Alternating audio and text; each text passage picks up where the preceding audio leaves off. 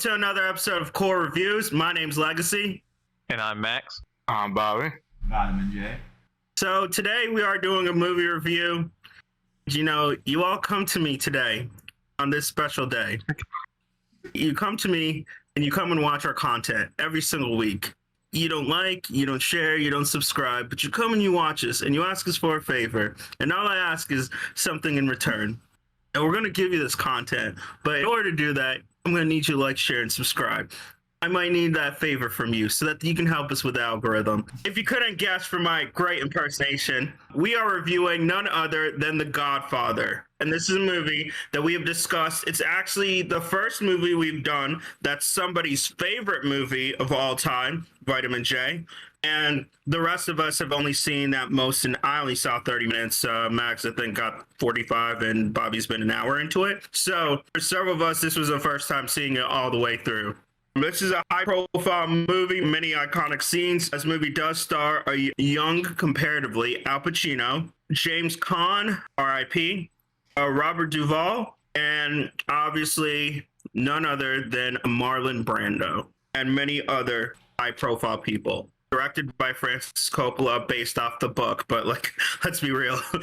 Which one of us read the book? Come on, am I right, Max? You know I've read the book. You know I've read the book. You know, none of us read the book. All right, so gentlemen, are we ready? Ready. So this one's going to be a little bit different because it's a longer movie. We're going to I'm not going to break it down as much. I'm kind of going to hate each section-ish into kind of making it a little quicker. So otherwise, you could be here forever trying to review this movie. So basically, we're going to start off with the first 30 minutes is the wedding. So yeah, what do we think about that?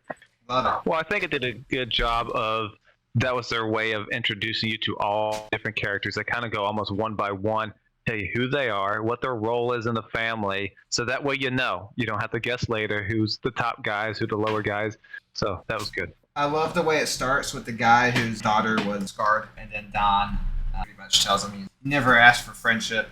So it kind of established like Don was someone to be taken seriously and values respect.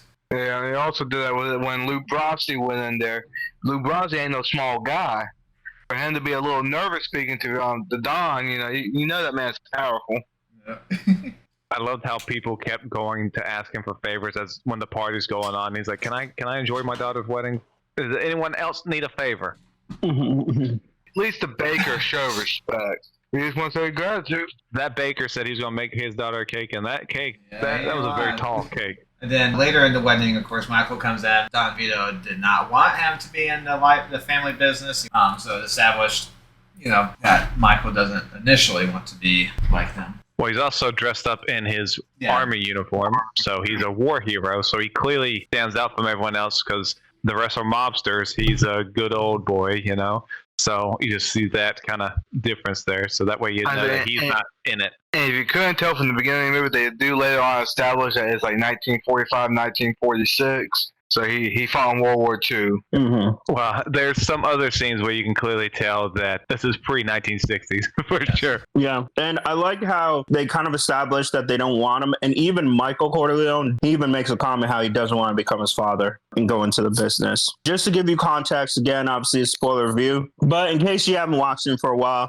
just remember Sonny James Caan is the oldest son. A little bit of a hothead. He's supposed to take it over. Then there's also Fredo, who is the middle son. He's gone the goofball. There's Michael, played by Al Pacino. He's the brain. He's the youngest son, the war hero. And also there's Robert Duvall's character, Tom Hagen. I refer to him as the wise man because he's a consigliere, since he's not Sicilian descent. So we kind of have this opening scene, pretty cool. They establish everything and they establish it well. Also, they also introduced Johnny Fontaine, right? Yeah. This character was inspired by Frank Sinatra. It's often rumored that Frank Sinatra did have ties to the mob. It's rumored, most likely it's true, to be honest. It's pretty true. Probably not wrong. He was playing with mobsters, that's confirmed. Yeah, he was friends with mobsters. His involvement, that's what's up in the air.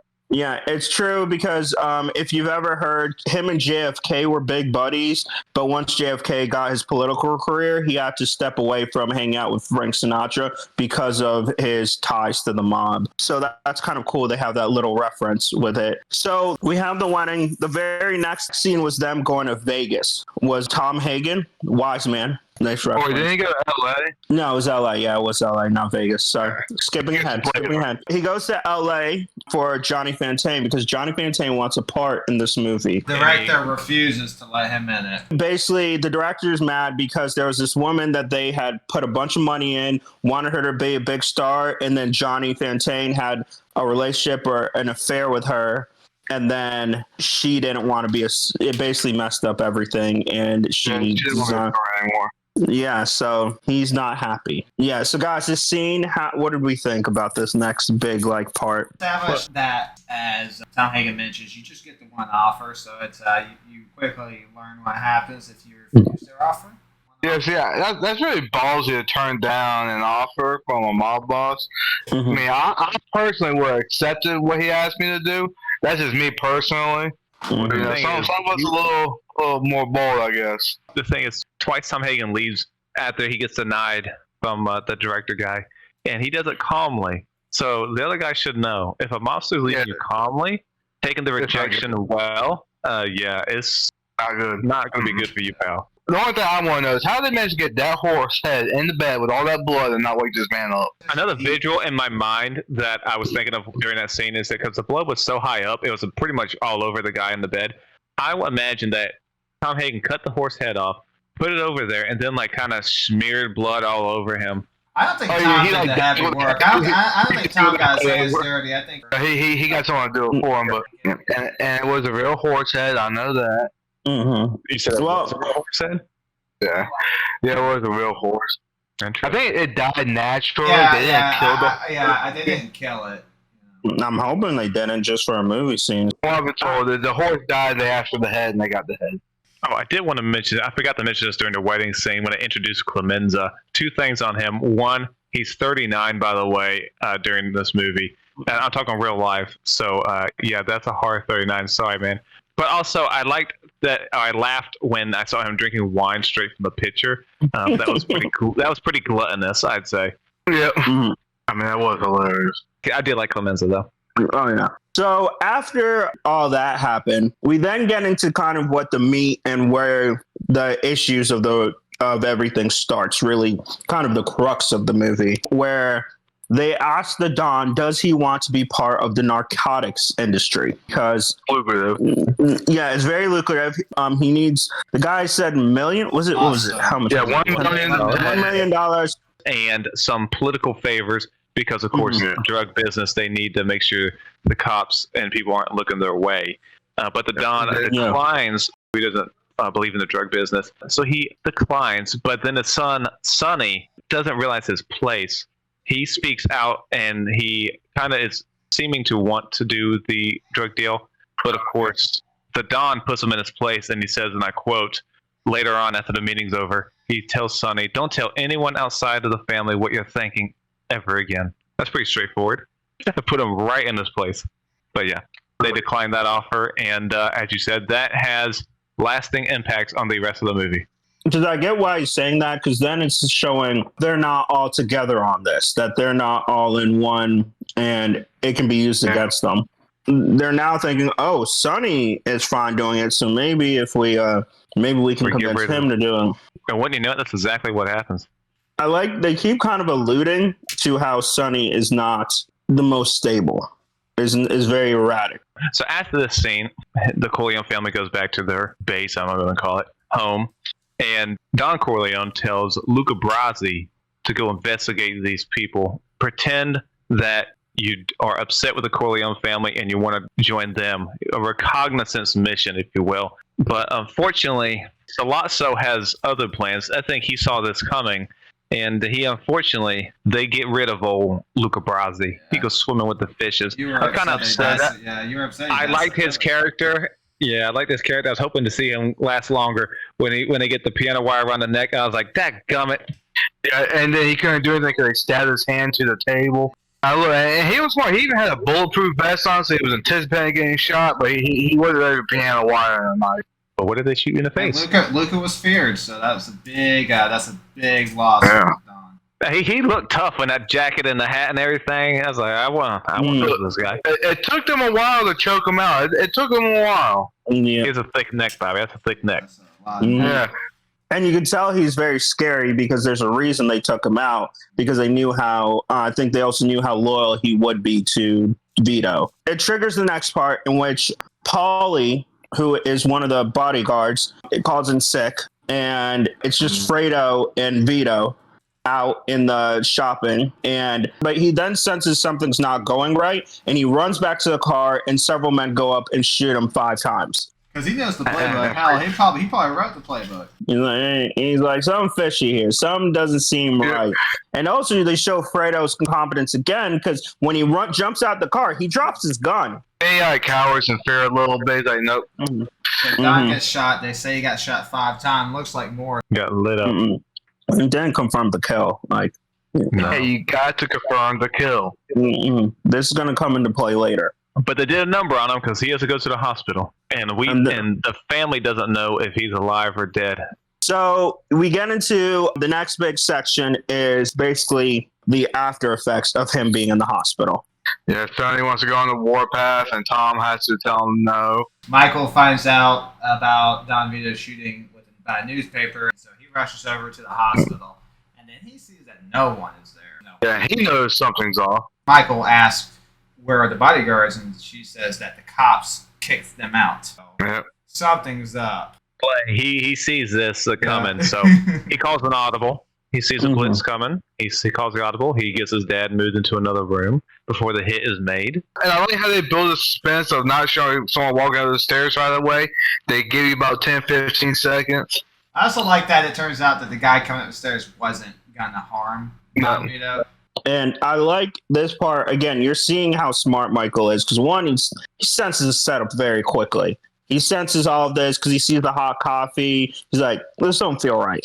And then with the baker's son, they both don't have guns on them, but he knows what's about to happen. So when they're outside, he's like over there, he's like, put your hand in your pocket and fake like you have a gun. And even Michael reaches it because he knows they're coming. And if he can fake at least they have guns, you see the cars come up, and the baker's son and son-in-law is like freaking out. But he does it, and then Michael even grabs in his pocket, like ready, like, hey, if you want to do a shootout, we're doing a shootout here. And those guys are like, never mind, we thought it wasn't. No one was here. This was going to be easy. We'll be in and out.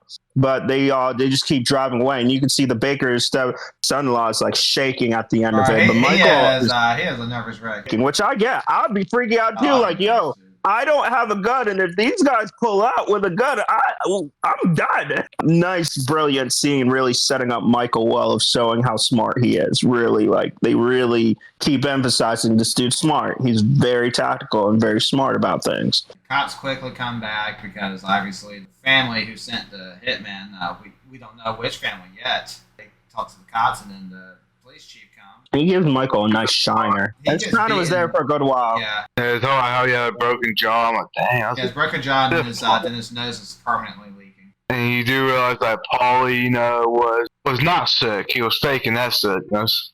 Yeah, they deduced that. Sonny deduces that Paulie was snitch or whatever. The rat stool pigeon, we won't call it. So they go for a ride. Well, Sonny acting in charge because obviously Don Vito's out. He tells Clemenza he doesn't want to see Paulie again. And Clemenza's going to make sure that happens. Yeah. So they take of course, this is a famous scene. Most people have seen it, even if you have not seen the movie, at least know the Or quote. like a parody of it. Yeah. They did make a stop, and I forget, was it Clemenza's wife wanted the cannolis? Don't forget the cannolis. Yeah. Yeah, leave the gun. Take the cannoli. Take the cannolis. Apparently that was ad-lib. That was not in the script. Well, it's a fantastic ad-lib because it's one of the most famous movie lines of all time. Clemenza, that's a man that knows his priorities. No, it's just the actor. He's like, no, my character, my wife wanted that cannoli, so I'm going to give it to her. It's not even his character. You see Clemenza, he's like, I want the cannoli. Yeah, maybe he does. Yeah, maybe he does. But this is the point in the movie where you can see the Corleone family is starting to go after the people who have wronged them. and we're going a bit back and forth here with these killings, or at least killing attempts. So a war is definitely starting between the families. We also see Sonny's sister. She gets severely beaten by her spouse, Carlo, which sends Sonny into a rage, as you'd expect. And he beats the ever-loving crap out of him. He's like holding on to the rail, and Sonny's like biting his fingers. Also, I researched this because by research, I pulled up IMDb and I saw this, because it was bugging me during the movie. It was a small thing, very small thing, but I noted one of the punches they filmed from the. Oh, he whiffed it. Yeah, he whiffed it. Yeah, it wasn't even close. Yeah, I was like, yo, he definitely did not hit him. Like, that was a wrestling punch I've ever seen it. So I also think since we watched the 4K version, we see it even more clearer. Sonny also threatens him and says, if you do this again, you're a dead man. I don't know why he's beating on the mob's sister. I know, right? It is just asking for trouble. No, no. Like, you know what his family does? That is the last people I will mess with.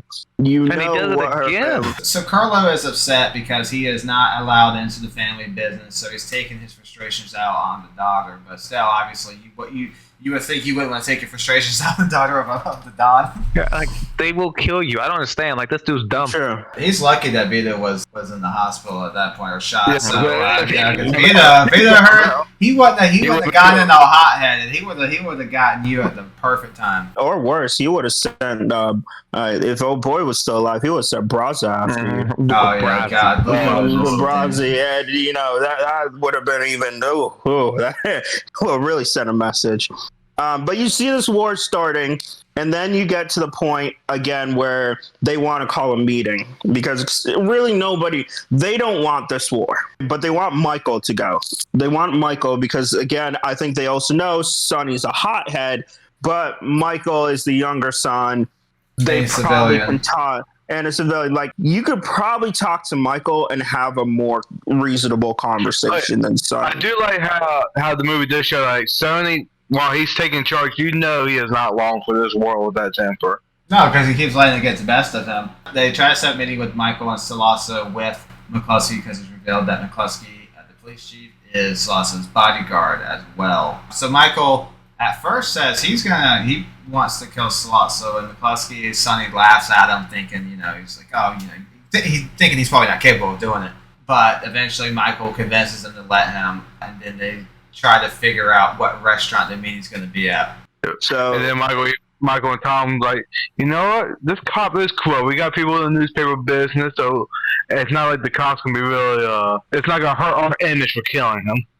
Oh yeah, no, that was really cool. And then I like Clemenza during the whole thing. He's like, yeah, war's gonna happen, but it happens every 10 years or so. Every couple of years, there's a war. It happens. So they take him. They try and find out where it's gonna be. So because obviously they're gonna pat Michael down. He's not gonna be able to sneak weapons in there. But if they can find out where it's gonna be, then they could plant a gun ahead of time in the bathroom. So he gets in the car, they have this long drive, and then they go to a restaurant. And the whole time they're speaking Italian. And there's no subtitles, and Vitamin J, you can go into why they're supposed to know. So Francis Ford Coppola didn't put the subtitles in on purpose because he said that he wanted you to focus on Pacino's eyes. You could see in his eyes how he felt about Solasa and what he wanted to do. So he said in that moment, it really didn't matter what they were talking about. He struggled to find it when he went to the bathroom. He struggled to find that gun. I loved it when they kept repeating before the restaurant scene. They kept repeatedly asking Clemenza. He's like, "Are you sure you can get the gun there?" He's like, "The gun will be there." He's like, "I'll get the gun there." Yeah. So yeah, I like because it makes you think. Wait, did they not get the gun there? Okay, so I guess they're not doing this. Okay, but he does find the gun. Once we get to that, he goes out, shoots both men, and they tell him what to do. Drop the gun. And it takes him a second to drop the gun, but they told him what to do. Shoot both men in the head, drop the gun, don't make eye contact with anybody, but don't look away.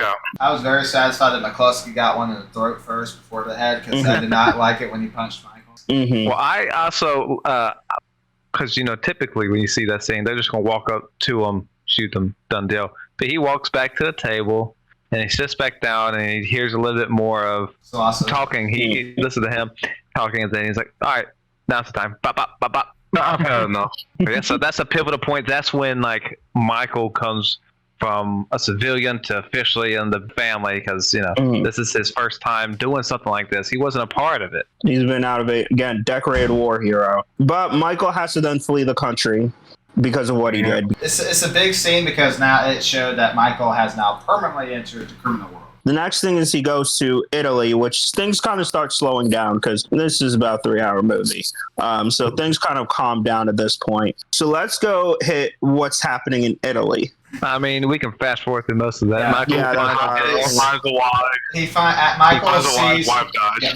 Eventually, Michael has to make his way back home, but unfortunately, Apollonia will not be joining him because one of the bodyguards he bombed the car, and Apollonia was driving it, so she blew up.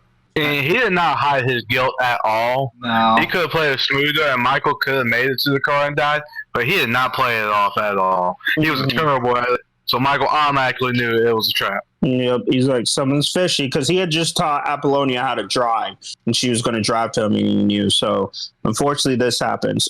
So back in America, we finally get Vito comes home and he doesn't know about Michael, that Michael did this and that he's not in the country anymore. They then tell him. it's not happening here. So during this, all-out war breaks out. And he goes to kill his brother-in-law, and that was a trap.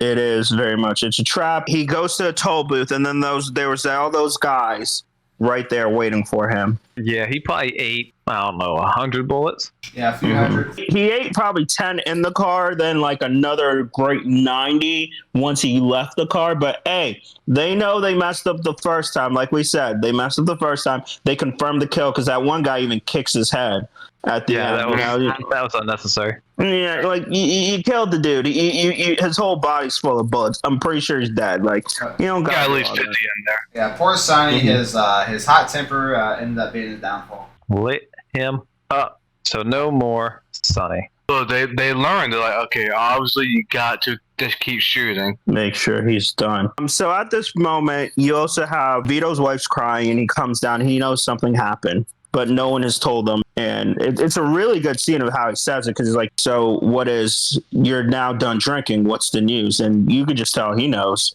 He knows, but he wants to hear it from him. I like what Don said. He's like, you've had your drink, and now you've had your drink. Yeah, like spill the beans. We should also note before we get into that, we do need to go back in because Michael finds out about Sonny dying, and that's why he wants to go back, and then that's when his wife dies and all that. Yep. So continue with the Don stuff. Oh yeah, so this is when he kind of realized this war is getting out of hand, and he calls a meeting of the families. So that they can kind of just settle this and air the grievances and everything. So you have horrible lines. Look how they massacred my boy. Yeah, and he looks and he's like, look, I'm not going to strike you. You've lost a kid. I've lost a kid. You really see the difference between Don and Sonny of why he was the Don and why he got to the power he is, because he's very smart about things. He's very calculated. And you kind of start seeing this with Michael. They see the bigger picture, and he knows, he's like, vengeance is not going to get us anywhere. Vengeance is not going to bring either one of our sons back.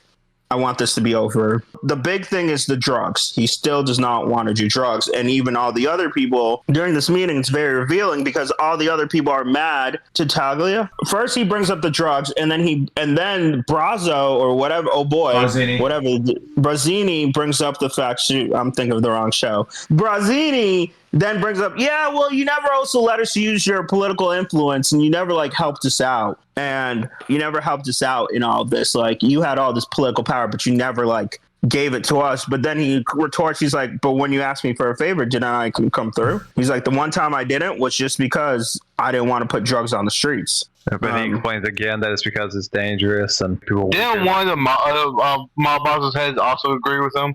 Yeah, he said he agreed with that, but he said, one did. but he can't deny. But he said he couldn't deny that. But he wants to keep it. But not near schools. Not around schools, and don't sell to children.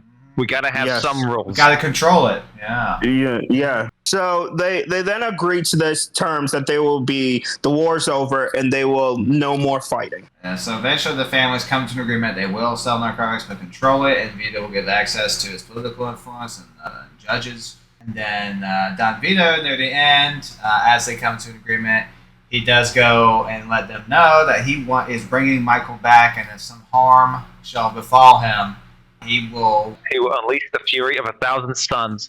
Mm-hmm. Yeah. So, like you said, Michael comes back and he is Safe and sound. safe and sound. And is this about when they start talking about moving to Las Vegas?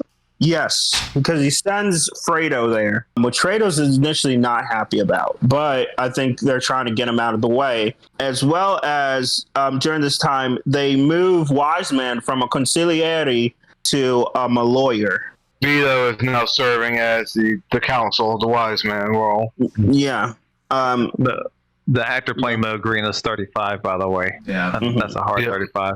So yeah, so Michael goes to buy out Mo Green of the hotel / casino because they want to take it over, the Corleone family. Yeah, But Mo Green is very insulted, and Fredo, he seems to be backing Mo Green over his family. Michael takes note of that, and he tells him, "Don't ever take sides with anyone outside the family ever again." I'm wondering if the second movie, maybe Fredo does it again. Well, you have to watch that to find out. It's also showing kind of why Michael was the only son that could have taken over. Because Fredo, Fredo definitely Fredo was the least qualified. But but you also see this touching scene with him and his grandson.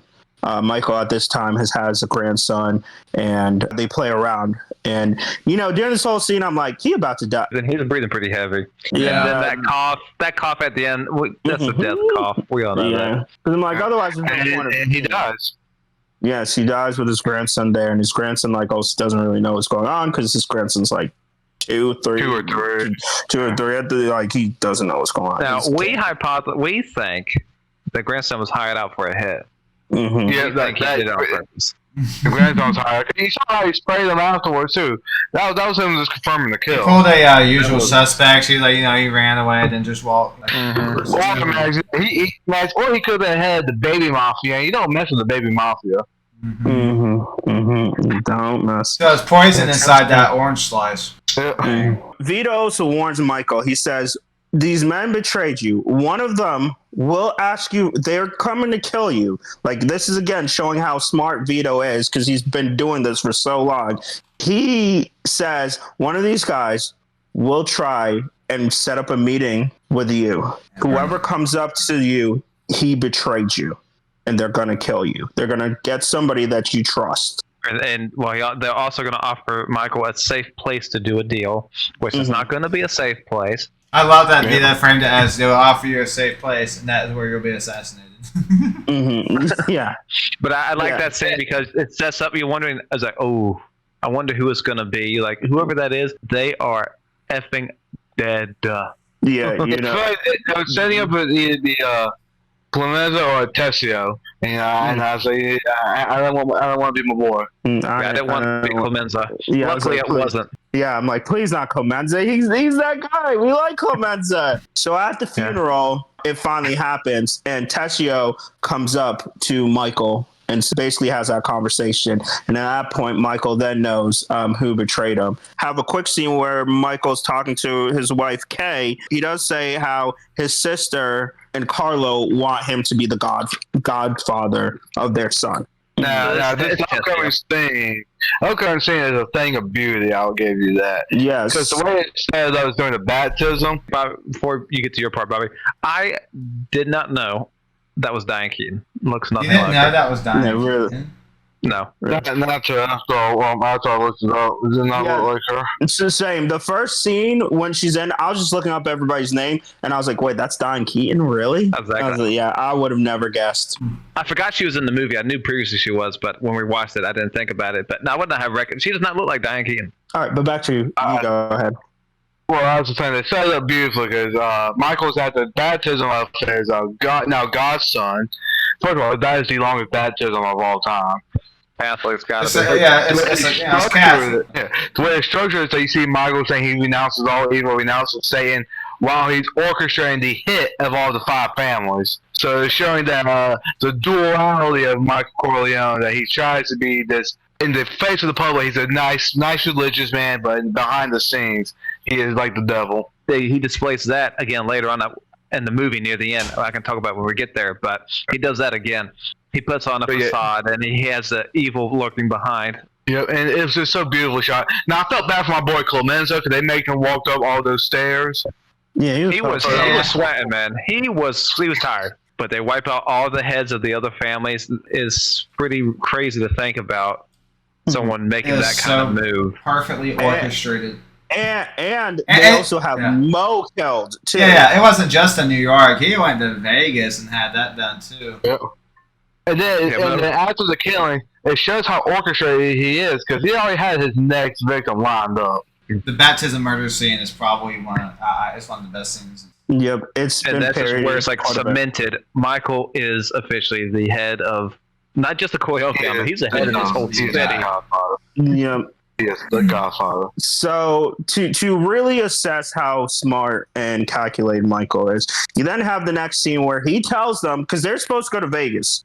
They were supposed to go to Vegas, but he then tells them, actually, I got some business. Something came up. Carlo and I have to stay here. We'll come later in a couple of days. So Michael is meeting up with Carlo. Again, Carlo is the evil man who beats up his sister. But Michael tells him that he isn't going to kill him. He isn't going to make his wife a widow. Well, you got to tell him why. Why is he? Why are they mad at Carlo? He helped set Sonny up. He met with Barzini. So Michael knows this. But he tells Carlo that he's going to let him live. He's just going to send him to somewhere. I forget. He's going to live somewhere and just be out of the family. He's going to go to Vegas and be out of the family. He's cut off. He even shows him the plane ticket. Carlo is going to take that most gracious offer, and he gets into the car. But hold on, Clemenza's in the back seat, and so of course Clemenza kills Carlo. But I love this scene because this was so unnecessary for Michael to do. He had this whole thing. He is so theatrical. He had this whole thing. He got a plane ticket. He bought a plane ticket. He did all this speech and everything just to send this guy and give him hope that he was going to be alive, just to kill him. I mean, I'm sure when Michael saw that, he was like, fellas, that is how you do it. That is cinema. He's like, guy, this is cinema. Yeah. That's what Vito would have done himself. Mm-hmm. Yeah, and like somebody's like, why couldn't we just kill him? But no, that ruins it. We can't just shoot him in the head like we did a Paulie. No. We need to choke him because he's got to pay for what he did to my brother. Like, he's got to pay. Also, there's another scene with Tessio of how he gets his just desserts because he's meeting with Tom and them, and then they're like, "Oh yeah, we're gonna get you out of here. We're gonna go on this trip." And then they get outside, and all these guys surround him. And then at that point, they're like, "Actually, we're not going on this trip."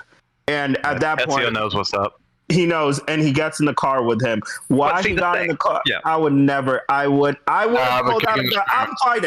fighting. Tessio does not pull up. He does not pull up any fight. He gets into the car willingly. I don't care how old you are. I think he's 59. He does ask Tom. He's like, Tom, can you help me out for old time's sake? And he's like, Tom's like, nah, I can't do that, man. And then he gives up. It was like one small attempt, and then he completely gives up. I'm running. You're gonna have to shoot me in the back or something. Just shoot me here. Yep. I'm looking at who's the biggest hothead. I'm punching that dude first because he's gonna shoot me first. But those are great scenes at the end, like you mentioned, the execution of the mob bosses, Tessio, and then Carlo. But this is just Michael wiping house. He's cleaning everything. So it sets up beautifully for the next one for him to be officially the head and see what kind of empire he's going to have. But one part near the end, Barry, like you mentioned, that was Michael putting up the facade in front and then the evil lurking behind, is when his wife, when his sister goes up to him and she finds out that Carlo's dead and she gets mad and all that, which, lady, you got Stockholm syndrome or something. I don't know, because he's been beating you all movie. He ain't worth the tears. No. But she gets mad. Michael says, "Oh, she's hysterical." But then his wife is there, and she asks him, "Did you do it? Did you have Carlo killed?" And Michael flat out says it right there. He says no. Yeah, well, he gets upset, and then he gets really mad and yells at her. And then he's like, "All right, this one time." Jacob, very theatrical because he was getting mad, banging the table. Yeah. He was going to tell her no the whole time. No, he even got the little hand smack on the table. He's very calculated. And he's like, "Don't ask me about my business." But he just flat out lied to her, and this is a woman he loves, and he's putting the family above all. She buys it, and then she leaves the room, and then it's the famous scene of people coming to talk to Michael, and you can see a shift in Michael's demeanor, and Kay does pick up on it. So I think she realizes at the end that Michael that she knew is gone. Since we're at the end, like, I thought the storytelling's really good. Yes, Jake, we finally watched the movie. Now you can get off our case. No, because you haven't seen part 2 yet. So, fellas, is this the best mafia mob movie? Yes. We're gonna have I'm still giving it the Goodfellas. I'm still giving it the I Goodfellas. say no. I would give it to Goodfellas as well. I still think Goodfellas is. Now, Jacob, I will include it in my top. You know, I love both top 100 movies of all time. I've inserted this into the top 25. That should make you happy enough. Top 25? What happened to the top 10? Yeah, if you're being picky, I can bump it down to top 75. One of the quintessential movies that people tell you, oh, you need to watch Citizen Kane, and as much as you try to, it's kind of, most people find it kind of boring. This movie, I think, is kind of different to where even though it is 52 years old, I think it still very much so stands test of time. Now, what's up for these younger viewers, like younger than us, the TikTok generation, you know, attention spans and all that, they may have trouble watching a dialogue-heavy film. People complain about that still. They complain about Oppenheimer. Yeah, see, that's what I'm saying. I guess we're gonna get to it. Did we have any gripes with the movie? I actually had a little bit of gripes with the movie. All right, listening. Okay, I felt it could have been shorter. I know the Italy scenes were supposed to be more. I felt we could have cut that. I felt we could have like 10, 15 minutes. I felt we could have put a little bit of Italy, and I know we were trying to establish the Apollonia. I kind of felt we could have done without it, honestly. I mean, it showed. I think that was one of the straws that broke the camel's back and made him like be vengeful, but kind of felt we could have used. We didn't have to have that character. And I mean, that is the most, if you want to call it, boring part of the movie when they do those scenes. But my only gripe is that Luca Brasi died too early. I would like to see him live a little bit longer. that I'm right there with you with that. Yeah, I would like a little more Clemenza as well. But at least we did get him. He actually lived the whole movie, so I'm happy about that. Yeah. All right, so let's go. 0.